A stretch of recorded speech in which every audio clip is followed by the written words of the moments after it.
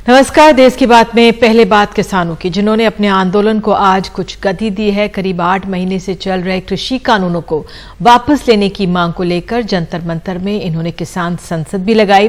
Police की निगरानी और दिल्ली सरकार के सहयोग के बाद करीब 200 किसानों को जंतर मंतर में इन्होंने प्रदर्शन किया है और प्रतिदिन यानी हर रोज 200 किसान इसी तरह सिंघू बॉर्डर से किसान पहुंचेंगे और जंतर मंतर में अपना एक किसान संसद भी लगाएंगे। बॉर्डर पर ही पुलिस ने इनके पहचान पत्रों की जांच की थी। बाकायदा संसद की तरह यहां पर भी सांसद हैं, स्पीकर, उपसभापति बनाए गए हैं। बहरहाल किसान अपनी मांगों पर डटे हुए हैं और हमारे साथ 2 खास चेहरे जुड़ने जा रहे हैं। पहले हमारे साथ डॉक्टर दर्शन पाल मौजूद हैं। बहुत बहुत धन्यवाद सर जुड़ने के लिए। और सर, मैं पहले आप ही से पूछना चाहूंगी, जो आज किसान पहुंचे हैं, ये जंतर मंतर किसान संसद इन्होंने लगाई है, क्या इससे हासिल होगा? देखिए, ये हमारा आंदोलन का 8 महीने पूरे होने जा रहे हैं। इस आंदोलन के डिफरेंट फॉर्म्स हमने लिए हैं। दिल्ली आके बॉर्डर्स के ऊपर बैठे हैं और इसके साथ साथ हमने बहुत सारे और प्रोग्राम, भारत बंद की कॉल दी है, 2 बार रोड ब्लॉक किया है, रेल जाम किया है, बहुत सारे दिन हमने भगत सिंह का शहादत दिवस वगैरह वगैरह हमने बहुत सारे ऐसे प्रोग्राम किए हैं। अभी पार्लियामेंट जो है, पार्लियामेंट का सेशन जो है, मॉनसून सेशन चल रहा है। इस मॉनसून सेशन में हमने ये तय किया था, बहुत बार हमने 2 बार पहले भी तय किया था, मार्च टू पार्लियामेंट। अभी हमने, क्योंकि मॉनसून सेशन हमारा 8 महीने पूरे होने से पहले आ गया, तो अंदर पार्लियामेंट के अंदर हमने जो एमपी हैं एनडीए के और अपोजिशन के, उनको हमने एक लेटर लिखा जिसको हमने विप बोलते हैं। हमने विप जारी किया जिसको वोटर्स विप। हमने कहा कि आपके वोटर्स, भारत के लोग आपसे ये डिमांड करते हैं, जिसमें उनको कहा गया कि आप लोग पार्लियामेंट के अंदर हमारे किसानों की आवाज इस तरह से उठाइए कि जो रूलिंग पार्टी है वो इन कानूनों को वापस करने के लिए मजबूर हो जाए और साथ ही एमएसपी की गारंटी और प्रोक्योरमेंट के लिए कानून बनाने के लिए वो मजबूर हो जाए।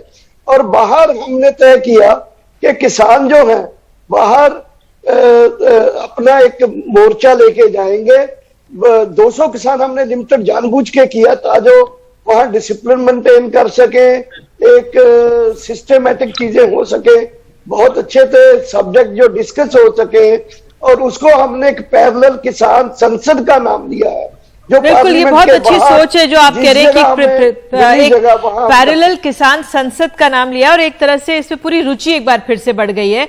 राकेश टिकैत भी हमारे साथ जुड़ गए। राकेश जी, अब आप कहाँ बैठे हैं? क्योंकि मुझे बताया गया आप लोग जंतर मंतर में थे और आपको फिर वहां से रवाना कर दिया गया, तो आप कहां से हैं और अब बताइए आज का अनुभव कैसा रहा आपका? अभी तो जंतर मंतर से हम लोग चल दिए और गाड़ियों में हम हैं, और क्योंकि 5 बजे तक थे, अब लोग अपने उस पे जा रहे हैं।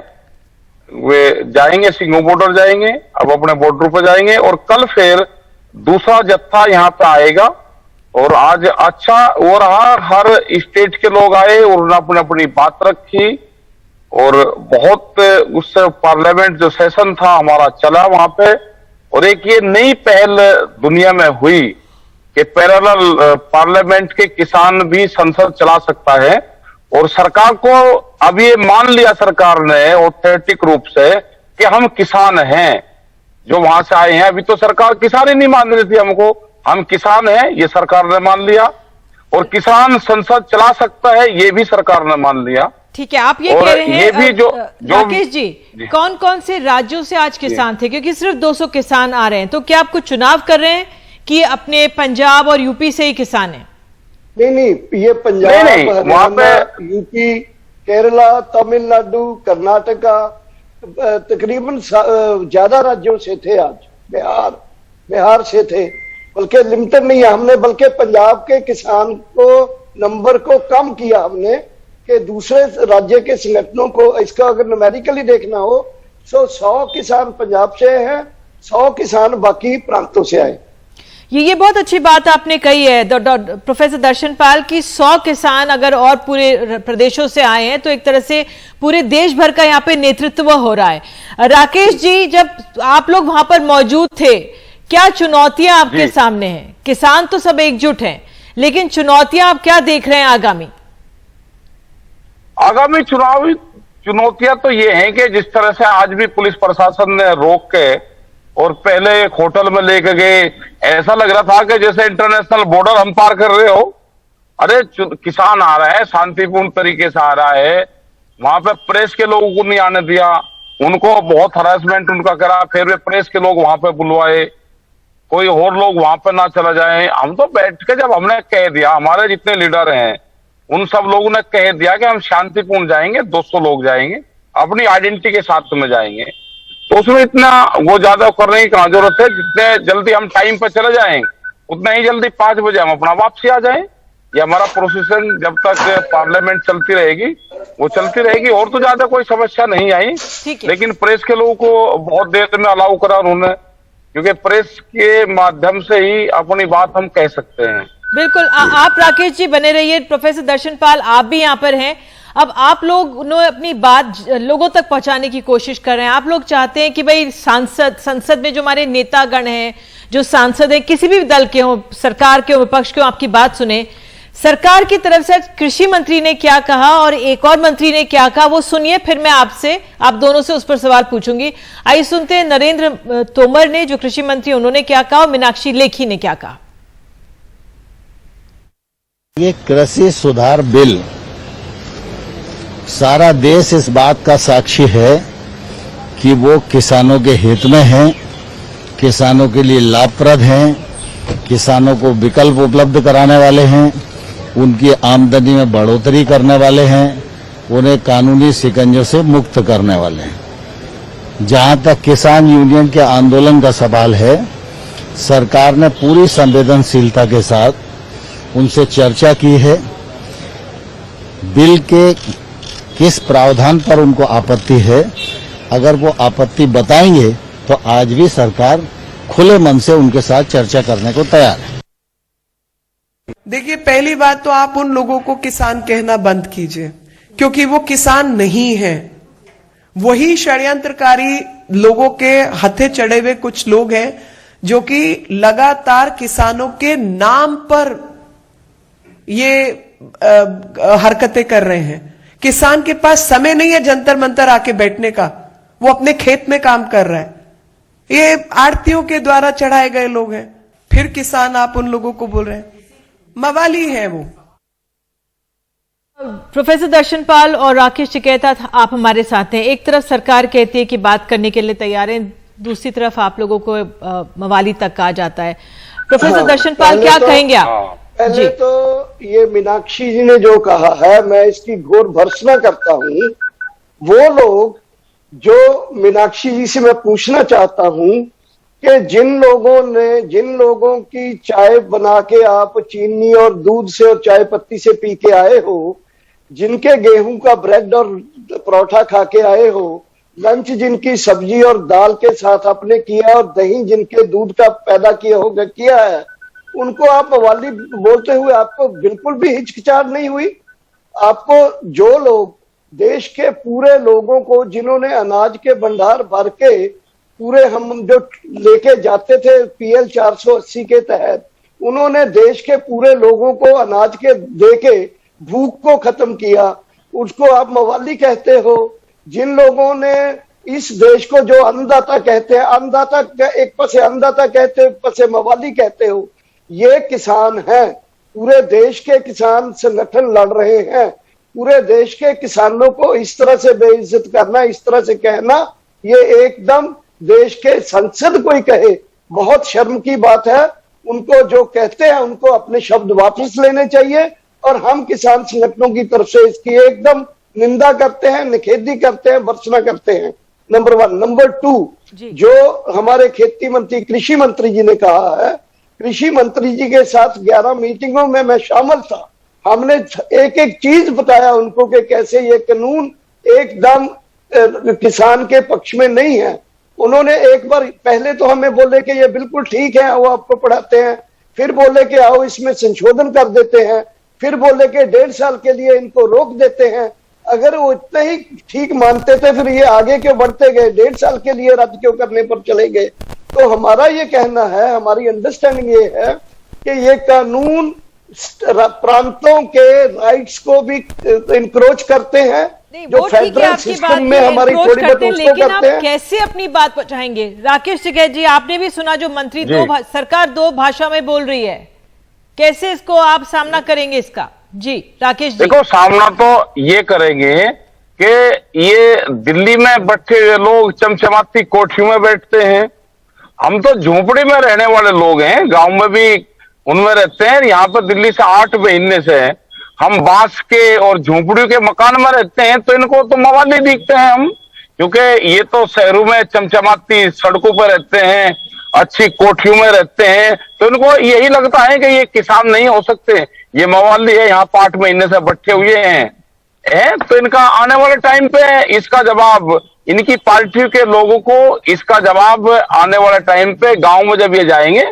तो वहां की जनता देगी कि वे असली किसान थे, उनके पास में खेत थे, वे आधे रेट में अपनी फसलों को बेच कर यहाँ पे आए हैं, अपना भाव लेने हुए यहाँ पे आए थे, तो बताएंगे इनके लोग, उसका क्वेश्चन जरूर ये होगा। ठीक है राकेश जी, मुझे आपसे एक और सवाल पूछना था, और प्रोफेसर दर्शनपाल आप दोनों ही हैं।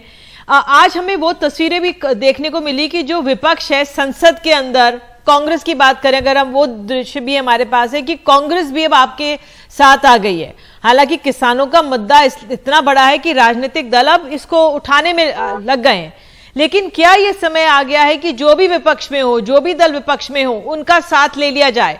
डॉक्टर दर्शनपाल, पहले आप बताइए।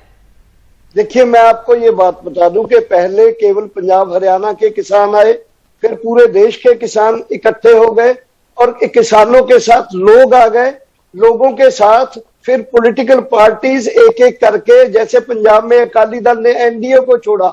हम तो यहां तक आशा करते हैं कि एनडीए में जो संगठन अभी के जो सहयोगी दल है वो भी इनको छोड़े, और जहां तक है अपोजिशन पार्टीज का, अपोजिशन पार्टीज ने किसान आंदोलन को समर्थन किया है, कर रहे हैं और करेंगे।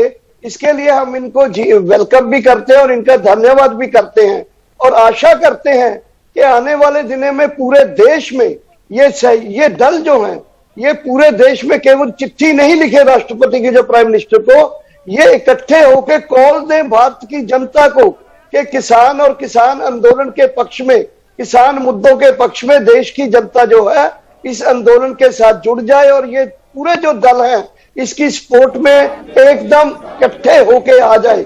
और आने वाले दिनों में नियरली अभी यूपी में राकेश जी जो और राजनीतिक दल हैं उनका समर्थन लेने का समय आ गया है।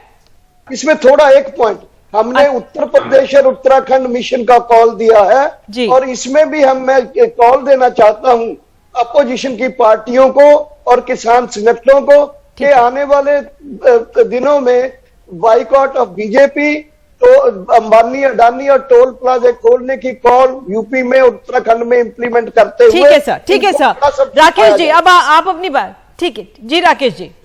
देखो, जो पॉलिटिकल पार्टियां हैं, जो भी पॉलिटिकल पार्टी इसका समर्थन करेगी, जो भी मेंबर पार्लियामेंट हाउस में इन मुद्दों को उठाएगा, उनका धन्यवाद भी करेंगे, और जो लोग नहीं उठाएंगे तो उसका विरोध भी होगा, वो चाहे सत्ता पक्ष का हो या वो विपक्ष का हो। पूर्ण रूप से संयुक्त मोर्चे का ये फैसला है कि पॉलिटिकल पार्टी इशू को हाउस के अंदर उठाएं, ये मामला है। और संयुक्त मोर्चे ने चिट्ठी उनको लिखी कि हाउस से आप बाहर नहीं आओगे, उनको व्हीप जारी करा है जनता ने पहली बार कि आप पार्लियामेंट में अपनी बात रखोगे, पार्लियामेंट को छोड़कर आप नहीं आओगे, और अपना पक्ष रखो। जनता ने जिस हिसाब से आपको चुनकर भेजा है, आप अपना पक्ष वहां पर रखिए। पहले क्या होता था कि पहले अपनी बात वो छोड़ के आ जाते थे, हाउस का वॉकआउट करते थे, लेकिन अब की बार जो सांसद है वो नहीं कर रहे हैं, तो सबको करना चाहिए। और जो लोग किसान का विरोध करेगा उसका पूर्ण रूप से जनता विरोध करेगी। बिल्कुल राकेश जी आप जुड़े, डॉक्टर प्रोफेसर दर्शनपाल आप दोनों जुड़े, बहुत बहुत धन्यवाद। आगे भी आप लोगों से हम बातचीत करते रहेंगे। और आज आगाज है, एक तरह से नई जान फूंकने की कोशिश हुई है किसान आंदोलन में, और अब किसान सिंघू बॉर्डर से पुलिस की निगरानी में हम देख सकते हैं किस तरह से जंतर मंतर में आ गए हैं और यहाँ पर अपनी किसान संसद लगा रहे हैं। तो एक छोटा सा ब्रेक हम ले रहे हैं समय, और आज की एक और महत्वपूर्ण खबर थी जिस तरह से भोपाल में और 5 राज्यों में 35 जगहों पर अखबार दैनिक भास्कर और एक समाचार चैनल के दफ्तर पर छापे पड़े। उसको लेकर हम आपको जानकारी देंगे। बने रहिए एनडीटीवी इंडिया के साथ। हिंदी अखबार दैनिक भास्कर के दफ्तर पर आयकर विभाग का छापा 5 अलग अलग राज्यों के करीब 35 जगहों पर आज हुआ, जिनमें अखबार के प्रमोटर का भोपाल वाला घर भी शामिल बताया जा रहा है। छापा कथित टैक्स चोरी को लेकर किया गया। भोपाल, इंदौर, जयपुर, अहमदाबाद, मुंबई समेत कई शहरों में भास्कर के दफ्तर शामिल हैं।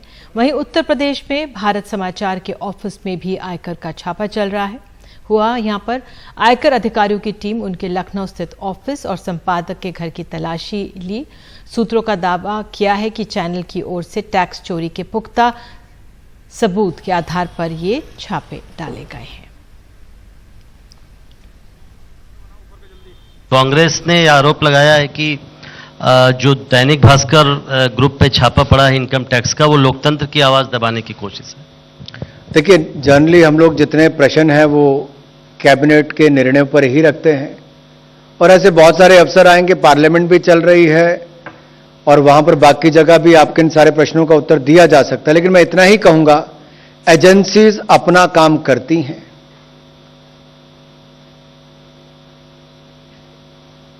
उस पर हमारा कोई दखलंदाजी नहीं होती। और दूसरा मैं इतना ही कहना चाहता हूं, पूरी जानकारी जरूर लेनी चाहिए।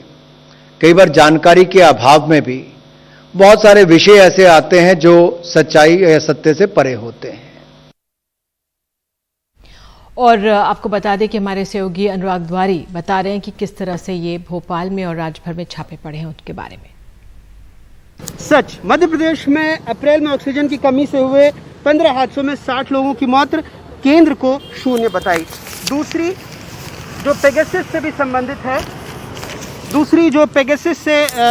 है, जिसमें साफ तौर पर लिखा है जासूसी की दूसरी सूची में राहुल, प्रशांत किशोर और पूर्व चुनाव आयुक्त लवासा। ऐसी कई खबरें हैं, खास करके कोरोना के मद्देनजर, जिसमें जो भोपाल में दैनिक भास्कर का मुख्यालय है वहाँ पर फिलहाल इनकम टैक्स की रेड चल रही है। और हमारे सूत्र बता रहे हैं कि 35 ठिकानों पर देश के 5 राज्यों में, जिसमें महाराष्ट्र, जिसमें गुजरात, जिसमें राजस्थान, जिसमें भोपाल में इंदौर और माफ़ कीजिएगा मध्य प्रदेश में इंदौर और भोपाल, यहाँ पर इनकम टैक्स की रेड चल रही है। जैसे हमने बताया कि लगातार जो महामारी है, इस दौरान दैनिक भास्कर की कई खबरें देश और दुनिया में सुर्खियों में रही है। हालांकि जो टैक्स डिपार्टमेंट के सूत्र हैं उनका कहना है कि उन्हें जो टिप ऑफ मिली थी वो टैक्स चोरी की मिली थी और इसके मद्देनज़र ये रेड डाली जा रही है। उन्हें नहीं पता बाकी चीज़ों के बारे में। और जैसा हमें अभी सूत्रों से सिर्फ इतनी जानकारी मिल पाई है कि जो रिहायशी जो दैनिक भास्कर ग्रुप के प्रमोटर हैं उनके घरों में, दफ्तरों में, जैसा 5 राज्यों में लगभग 35 ठिकानों पर इस तरह की छापेमारी इनकम टैक्स डिपार्टमेंट कर रहा है। भोपाल से कैमरा पर्सन रिजवान खान के साथ अनुराग द्वारी, एनडीटीवी इंडिया। उधर उत्तर प्रदेश के लखनऊ में न्यूज चैनल भारत समाचार के दफ्तर पर इनकम टैक्स के छापे पड़े हैं। चैनल के प्रमुख संपादक ब्रजेश मिश्रा के घर पर भी रेड हुई। भारत समाचार की हाल की रिपोर्टिंग में योगी आदित्यनाथ सरकार के कामों को लेकर कई तरह के सवाल उठाए गए थे। छापा मारने पहुंचे इनकम टैक्स की टीम के साथ पुलिस वाले भी थे। और समाजवादी पार्टी के रामगोपाल यादव का क्या कहना है, ये भी सुनिए। कभी कभी ऐसा वक्त आता है, 75 में भी आया था इस देश, जिसने सच कहा उसको या तो जेल जाना पड़ा, और मीडिया वालों ने कहा तो मीडिया वाले भी उनको परेशान होना पड़ा। तो वही है कि ये जैसे हमारा भारत समाचार है उत्तर प्रदेश में, उसने एक एक चीज़ सही दिखाई कोरोना को लेकर। मौतें मौके पे जाके उनके लोगों ने दिखाई, गंगा जी में लाशें तैर रही थी वो भी दिखाई। यहाँ तक कि सुप्रीम कोर्ट के एक माननीय जज को ये टिप्पणी करनी पड़ी कि किसी चैनल ने दिखाई है, पता नहीं उनके खिलाफ मुकदमा कायम हुआ कि नहीं। एक सटायर था, लेकिन आज मुकदमा तो नहीं, लेकिन रेड हो गया। एक तो अभिव्यक्ति की स्वतंत्रता का पर पूरा कुठाराघात है, आदमी डर जाए, कोई बोल ही नहीं सके। और देश की बात में आगे है, क्या सिद्धू की चिट्ठी काम कर गई है? पंजाब की राजनीति, कर्नाटक की राजनीति पर गौर करेंगे। पंजाब कांग्रेस के नए अध्यक्ष बनाए गए नवजोत सिंह सिद्धू ने मुख्यमंत्री कैप्टन अमरिंदर सिंह को चिट्ठी लिखी है। इसमें सिद्धू ने कल राज्य कांग्रेस की नई टीम के पदभार ग्रहण करने के मौके पर आने और आशीर्वाद देने की गुजारिश की है। इसके अलावा बड़ी संख्या में विधायकों के दस्तखत वाली एक दूसरी चिट्ठी भी मुख्यमंत्री को भेजी गई है, जिसके बाद कहा जा रहा है कि कैप्टन समारोह में जाने के लिए उन्होंने फैसला किया है। और इसी पर अधिक जानकारी के लिए मनोरंजन भारती हमारे साथ मौजूद हैं। किस तरह से मनोरंजन कैप्टन को मनाया गया? क्या ये वहीं की चिट्ठियों का काम है या आलाकमान का फोन है? जरा बताइए। देखिए, सबसे बड़ी बात है जो चिट्ठी भेजी गई उसमें 56 विधायकों के समर्थन है। इसका मतलब यह है कि 117 की विधानसभा में कांग्रेस के पास 77 विधायक है। 77 में से यदि 56 की चिट्ठी यदि जाती है कैप्टन साहब के पास तो उनके पास कोई चारा नहीं था। ये 56 विधायकों की जो तस्वीर भी हम दिखा रहे हैं और जो उन्होंने सिग्नेचर किए हैं वो एक बड़े दबाव के रूप में काम किया है। और यही वजह है कि कैप्टन साहब ने सुबह 10 बजे इन सभी विधायकों, जितने भी सांसद हैं और वरिष्ठ नेताओं को अपने यहाँ चाय पे बुलाया है और उसके बाद वो 11 बजे कांग्रेस दफ्तर जाएंगे जहां पे नवजोत सिंह सिद्धू की ताजपोशी होनी है। तो एक तरह से आप कह सकते हैं फिलहाल युद्ध विराम हो गया है, लेकिन कई जानकार मानते हैं कि जंग अभी जारी रहेगी वहां कांग्रेस। बिल्कुल, जो आप ये कह रहे हैं कि फिलहाल के लिए युद्ध विराम है, इसका आगामी क्या असर? क्योंकि अब आगे चुनाव भी होने वाले हैं। ऐसे कैप्टन फिलहाल तो मानते हुए नजर आ रहे हैं, लेकिन कुछ तो असर होगा ही उनके गुस्से का। क्या आंकलन है अभी? जी हाँ, प्रदेश अध्यक्ष के रूप में अब क्या करेंगे सिद्धू जो है ढेर सारी नियुक्तियां करेंगे। जाहिर है कि अभी तक इन सभी पदों पर जो है कैप्टन के लोग थे। जो 4 कार्यकारी अध्यक्ष बनाए गए हैं वो भी कैप्टन ने अपने बनाए हैं। लेकिन सबसे बड़ी बात है कि प्रदेश अध्यक्ष ही पार्टी का सिंबल बांटता है। वहां पे जो है वो झगड़ा शुरू होगा कि किसको टिकट दिया जाए या नहीं दिया जाए। वहां पार्टी अध्यक्ष की चलेगी या कैप्टन जिनके कैप्टनशिप में ये चुनाव होगा उनकी चलेगी। कहा जा रहा, जितने लोगों से मेरी बातचीत हुई, कि कैप्टन जो है चुनाव के नतीजे तक इंतजार करेंगे और तब ये देखा जाएगा कि कैप्टन दोबारा कैप्टन बनते हैं या कोई सिद्धू जो है वो पंजाब का नया कैप्टन बनता है। तो तब तक आपको इंतजार करना पड़ेगा इस जंग के लिए, लेकिन जंग तो चलती रहेगी, भले ही अभी युद्ध विराम आप इसको कह लें। बिल्कुल, बहुत बहुत धन्यवाद इस जानकारी के लिए। तो पंजाब की राजनीति पे लगातार नजर बनी रहेगी। उधर आइए कर्नाटक का रुख करते हैं। कर्नाटक के मुख्यमंत्री बीएस येदियुरप्पा ने बीजेपी आलाकमान की मुश्किलें बढ़ा दी हैं। 26 तारीख को प्रस्तावित विधायक दल की बैठक अब नहीं होगी, बल्कि येदियुरप्पा ने इससे एक दिन पहले यानी 25 जुलाई को विधायकों को रात पे खाने पे बुलाया। ये हम आपको कल की तस्वीरें दिखा रहे हैं, लेकिन आपको बता दें ये मठ में जब गए थे तब की तस्वीरें। लेकिन अब जिस तरह से वहां पे स्थिति है वो बदलने जा रही है और ये बयान दिया है कि मैं पार्टी आला कमान के निर्देश का इंतजार कर रहा हूं, जो मुझे शायद 25 तारीख को मिलेगा। उनका जो भी फैसला होगा मैं मानूंगा। 2 महीने पहले भी मैंने यही कहा था और तब भी इस्तीफा देने को मैं तैयार था। तो कर्नाटक की राजनीति पर भी नजर बनाए रखने की जरूरत है। महाराष्ट्र के कोंकण इलाके, खासकर रत्नागिरी और रायगढ़ में बारिश ने कहर बरपा रखा है। लगातार हो रही बारिश से रत्नागिरी का चिपलून और खेड़ तो रायगढ़ जिले के महाड़ में बाढ़ जैसे हालात हैं। हालात इतने खराब हो गए हैं कि एनडीआरएफ के साथ कोस्ट गार्ड की भी मदद लेनी पड़ रही है। इगतपुरी में कसारी घाट पर चट्टान खिसकने और तेज बारिश से मध्य रेल की पटरी बह तक गई है। मुंबई से सटे कल्याण और भिवंडी को भी बारिश के पानी ने अपने आगोश में ले लिया है। रत्नागिरी का चिपलून शहर लगातार हो रही बारिश से डूब गया। सड़कें नदियों में तब्दील हो गईं, जो जहां था वहीं फंस गया। वशिष्ठी नदी ने पूरे शहर को अपने आगोश में ले लिया। वहां फंसे करीब 5000 लोगों को सुरक्षित स्थान पर ले जाने के लिए एनडीआरएफ के साथ कोस्ट गार्ड की भी मदद लेनी पड़ी। निजी 4 बोट, कोस्ट गार्ड की 1 बोट, कस्टम की 1 बोट और नगर पालिका के 2 बोट मदद में लगे हैं। एनडीआरएफ के 23 जनों के 2 ग्रुप बनाए गए हैं जो चिपलून और खेड़ के लिए काम कर रहे हैं। फंसे हुए लोगों को सुरक्षित जगह लाने के लिए प्राधान्य दिया जाएगा। उनके खाने की व्यवस्था की गई है। हम मुख्यमंत्री जी के संपर्क में हैं और जरूरत पड़ने पर हेलीकॉप्टर की व्यवस्था की जाएगी। हेलिकॉप्टर्सची जर गरज लागली लोकांना इकडनं सुरक्षित स्थळी नेण्यासाठी तर त्याची देखील व्यवस्था तयार करून ठेवण्यास सांगितलेली आहे। प्रशासन है, लोकप्रतिनिधि है, जनता है, सब मिलके जितने भी लोग फंसे हुए हैं उनको बाहर निकालने की प्राथमिकता जनता का, जिसके जो अटके हुए लोग हैं उनकी जान का बचाने की प्राथमिकता है। बाद में पूरी बाजार जो है वो पानी के नीचे जाने के कारण बहुत नुकसान हो गया है, लेकिन वो दूसरे दिन पानी उतरने के बाद में देखा जाएगा। लेकिन मैं सबको आह्वान करता हूं चिंता ना करें, ना डरे, हम लोग परिस्थिति पे पूरी तरह ध्यान रख के बैठे हुए हैं।